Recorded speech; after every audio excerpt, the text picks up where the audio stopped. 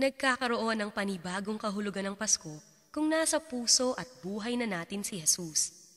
Ating bigkasin ngayon ang panibagong pagbati sa isa't isa at laging isa puso't buhay natin, di lamang tuwing Pasko, kundi sa araw-araw din naman ang pag-ibig ng ating Diyos. Maligayang Pasko sa ating pinaghaharian na ni Kristo. Naway taglayin natin sa buong daigdig ang diwa ng kanyang pag-ibig, kapayapaan, kaligayahan at pag-asa. Maligayang Pasko at mabiyayang bagong taon sa ating lahat.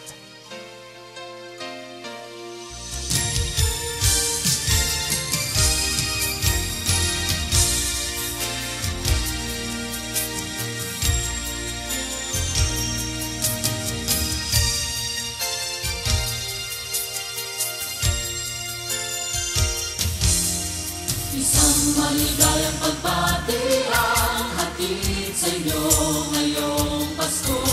Isang buhay na malwalhati sa biyaya ni Jesucristo.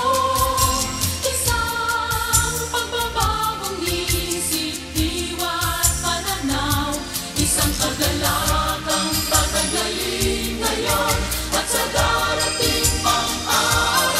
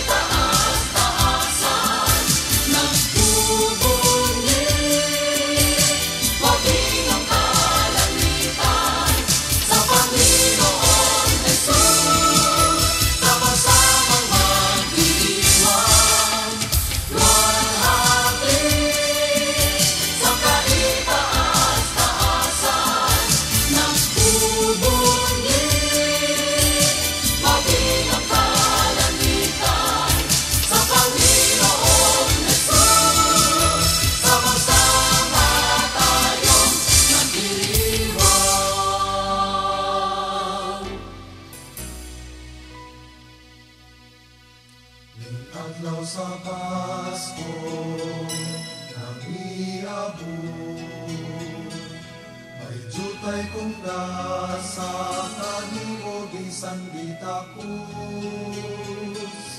Wala ko'y kulangan sa langit kagasan, ugwa ko'y pulong awa malikop sa uban. Piling ako kong buhi, tapos na kong buhi, hinatag sa langit, kung di mo karon. Minaya sa Pasko nga miabot, may jutay kong gasa, kanimo bisan di tapos. Wala ko'y bulawan, sarang ikagasa, ugwa ko'y tulong, awa malikot sa uban. Hiling akong buhi, tapos akong buhi, hinatag sa langit, ugi mo karon. Hinatag sa langit, ugi mo karon.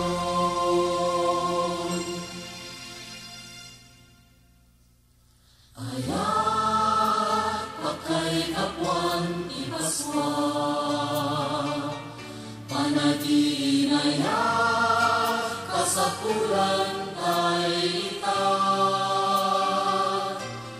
No di ayat agariti amina puso, kapyaken ka na, ag naed kada tayo. Ayat pakay kapwan ti Paskwa, panaginaya kasapulan tay ika. No ti ayat agariti amina puso, kapyaken ka na,